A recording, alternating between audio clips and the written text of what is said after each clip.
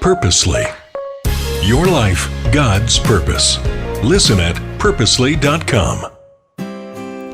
Is it right to do the wrong thing for the right reason?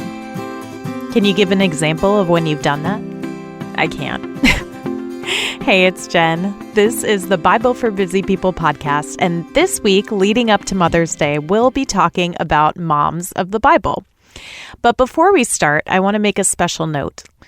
Mother's Day can bring up some complicated memories and feelings. We are going to honor the complexity of that this week. So even if Mother's Day is a tough time for you, I hope this series will be encouraging for you in light of some really amazing women and the examples they left behind for us.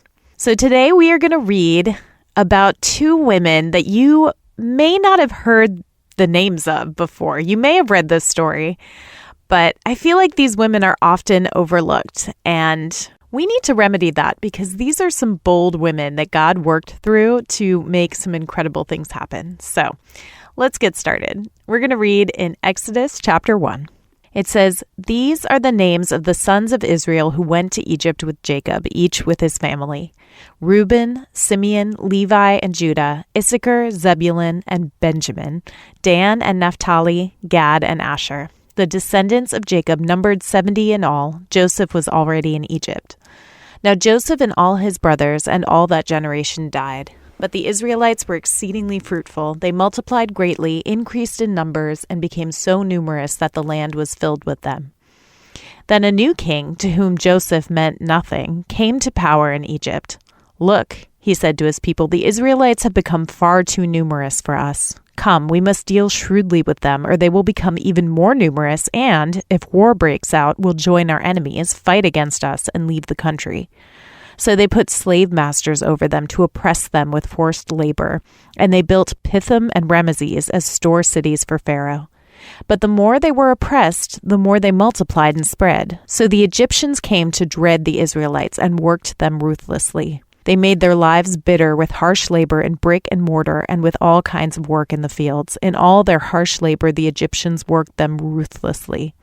The king of Egypt said to the Hebrew midwives, whose names were Shiphrah and Puah, 'When you are helping the Hebrew women during childbirth on the delivery stool, if you see that the baby is a boy, kill him.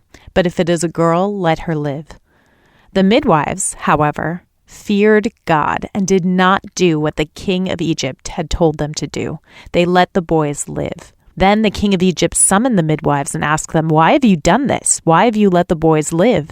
The midwives answered Pharaoh, 'Hebrew women are not like Egyptian women. They are vigorous and give birth before the midwives arrive.' So God was kind to the midwives, and the people increased and became even more numerous. And because the midwives feared God, he gave them families of their own. Then Pharaoh gave this order to all his people: 'Every Hebrew boy that is born you must throw into the Nile, but let every girl live.'" I don't know if you've seen things as cut and dry as I have. I've looked at this moment and thought, why would God work through deceit to do a good thing? Why would he bless these women through their deceit? Why would he save his people through deceit? But let's take a step back. I recently read the book Abuelita Faith by Kat Armas, which I highly recommend. It was excellent. And she made some really amazing points about this story in particular. First of all, she noted the strength of the enslaved Hebrew women in Egypt because even though they were heavily oppressed, they were able to increase in number and raise healthy children. Maybe Pharaoh was right to be afraid of these people. Second, women are the ones who are the liberation for the Hebrews, through the midwives, through the strong mothers, through Moses' mother and the Egyptian princess who adopted Moses, which, spoiler alert, we're going to be talking about them tomorrow. But it's interesting that he wanted the girls to live because he thought the boys would be the ones to cause trouble for him. But actually, the women are the ones who cause trouble for him. And third, the Hebrew midwives, Shiphrah and Puah, enact civil disobedience toward Pharaoh and defy his orders.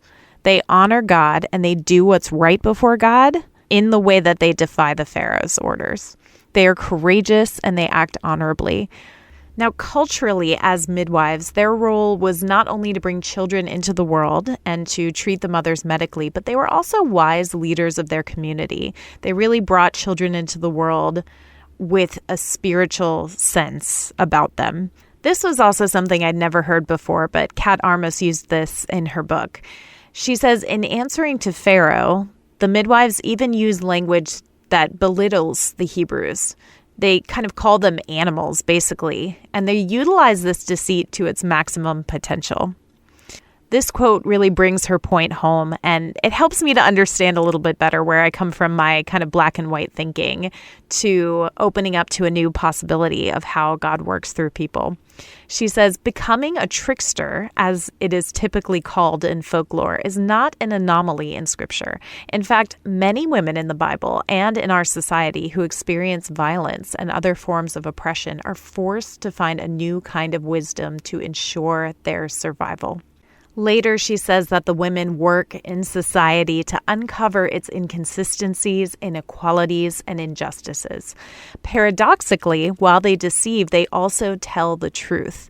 By exposing the deficiencies of what is and offering an opportunity to see what could be, they advance justice for the whole community, and they are blessed by God because of it. Sometimes what in the surface seems wrong is for the greater good and honors God. And God not only saved Israel, but also blessed these two women with families of their own. Now, here's an interesting point. I'm still unsure if these women were Hebrew or Israelite. Their names indicate Hebrew, but it's hard to tell for sure. Regardless, their story is one we can tell today with a knowledge that while it may take courage to do the right thing, God is honored and will provide for us through it. So how can we take Shiphrah and Puah's story with us today? What kind of action can that prompt in our lives to do what's godly and righteous, even if it goes against the grain? I also want to take a moment to honor the moms who have lost and who grieve. We honor those mothers who have experienced grief and the loss of a child. This story is about Pharaoh taking control by trying to get rid of children and get rid of babies. And it's such a tragedy. And I don't want to miss that in this whole story. I don't want to gloss over it or lose that in the telling of this story. And I know, again, Mother's Day can be a complicated time for a lot of people. So if you are going through grief or the pain of loss, we honor you. We hold space for you today. I'm excited to continue this series with you tomorrow as we talk about Moses' mother and Moses' adoptive mother. Talk to you then. Thank you for listening to The Bible for Busy People. If you need prayer or want to go deeper in your faith, visit our show notes. Will you take a moment to share with a friend and leave a review?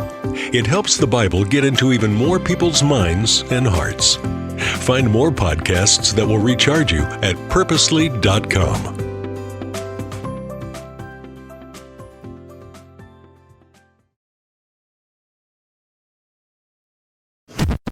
Thanks for listening. We just wanted to take a minute to let you know that just like you and your family, Purposely is also part of a family, the Krista family of ministries. Krista helps kids and teens learn and grow in their faith at King Schools and Miracle Ranch Camp. And Krista shares Jesus with people in the poorest, most remote places through World Concern.